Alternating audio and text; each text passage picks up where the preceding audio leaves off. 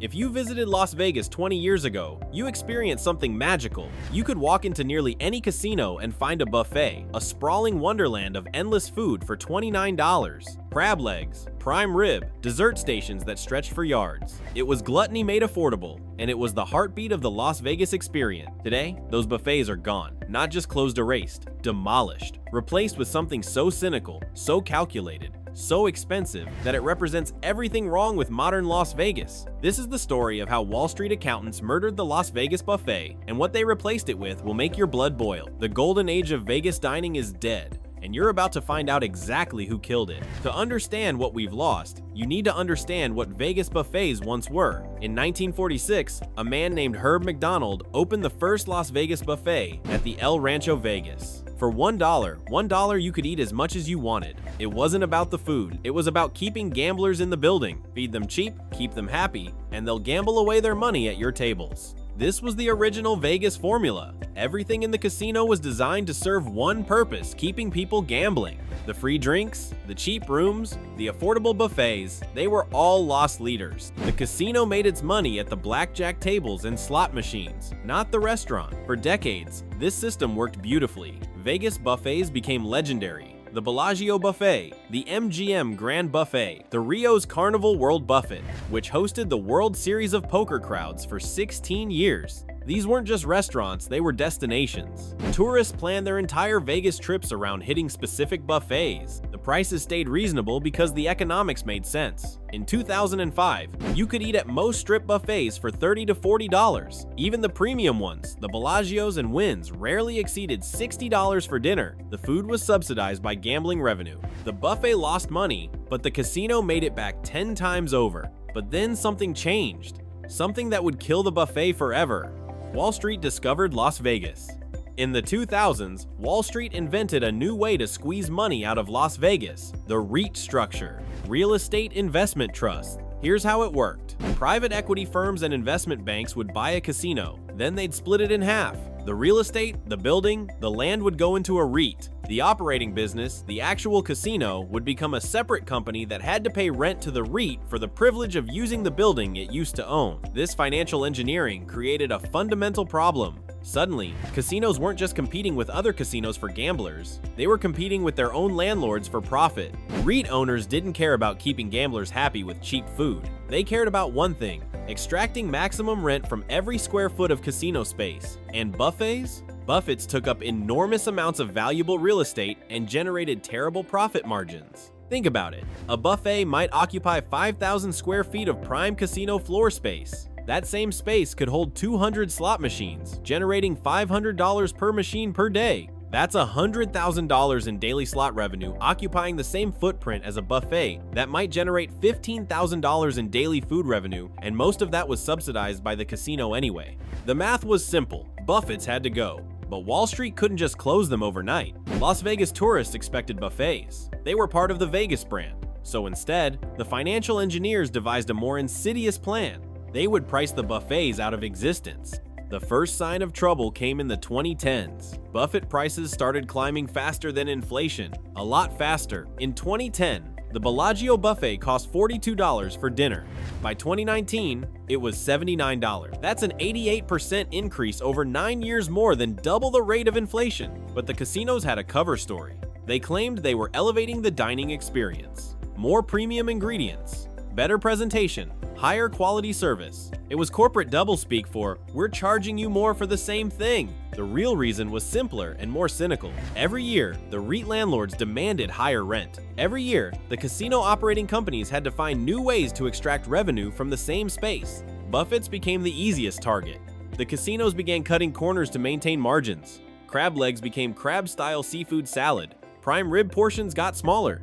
The dessert stations, once sprawling wonderlands of excess, shrank to a few sad rotating cakes. But tourists kept coming, and they kept paying. The buffets were still cheaper than most fine dining options, and families with kids didn't have many alternatives. Then 2020 happened, and the casino executives saw their opportunity. When COVID-19 shut down Las Vegas in March 2020, every buffet closed. For health reasons, they claimed. Social distancing, sanitary concerns, responsible business practices during a pandemic. It was all true.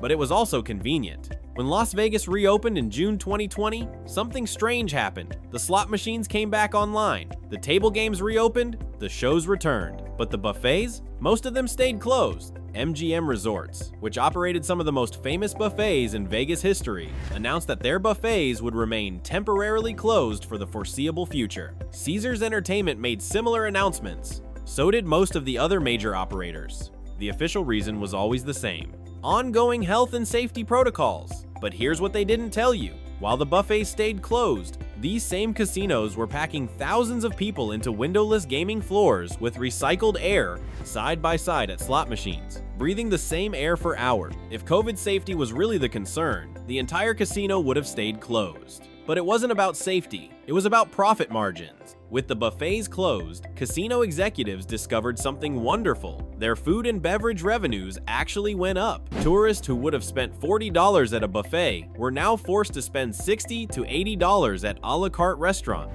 The casinos were making more money, serving fewer people with less food.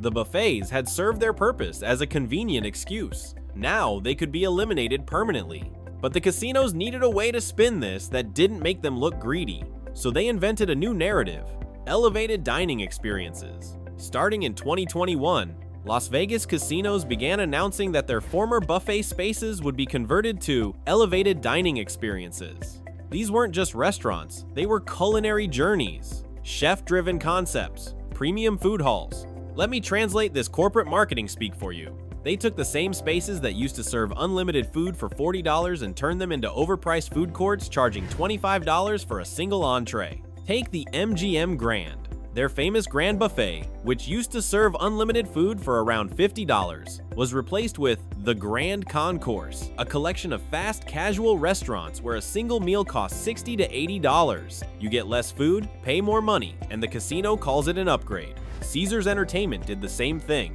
The iconic Bacchanal Buffet at Caesars Palace, once considered the best buffet in Las Vegas, stayed closed for 2 years after COVID while they reimagined the space.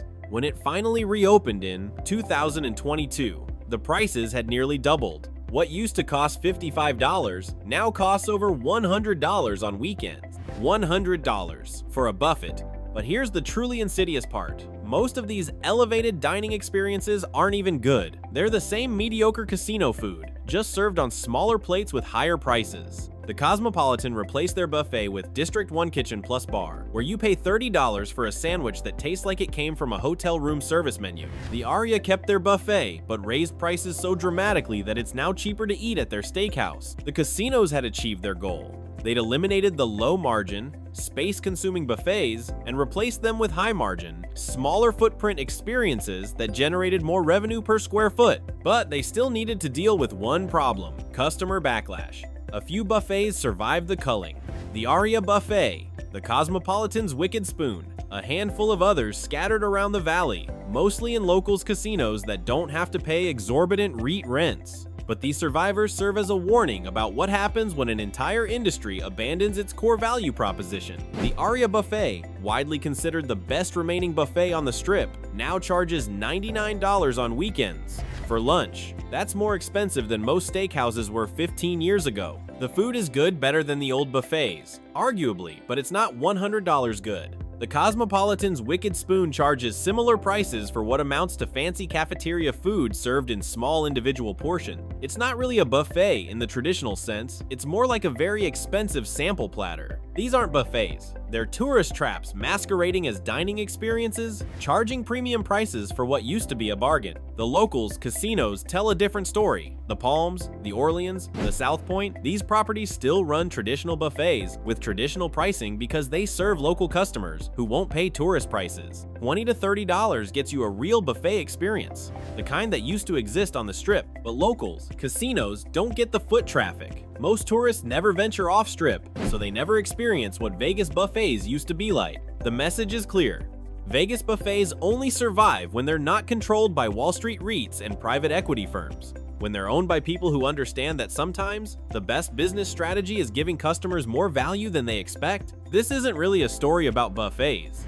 It's a story about what happens when Wall Street financiers take control of an industry built on customer experience. The Las Vegas buffet represented something uniquely American. Democratic excess. Rich or poor, young or old, anyone could walk into a casino and eat like a king for the price of a chain restaurant meal. It was egalitarian gluttony, and it was beautiful in its own way. The buffet was also a perfect symbol of the old Vegas philosophy. Give the customers more than they expect, make them feel special, and they'll come back and bring their friends. The casino made its money on the gambling, but the buffet made people feel like they were getting a deal. Today's Vegas operates on the opposite philosophy.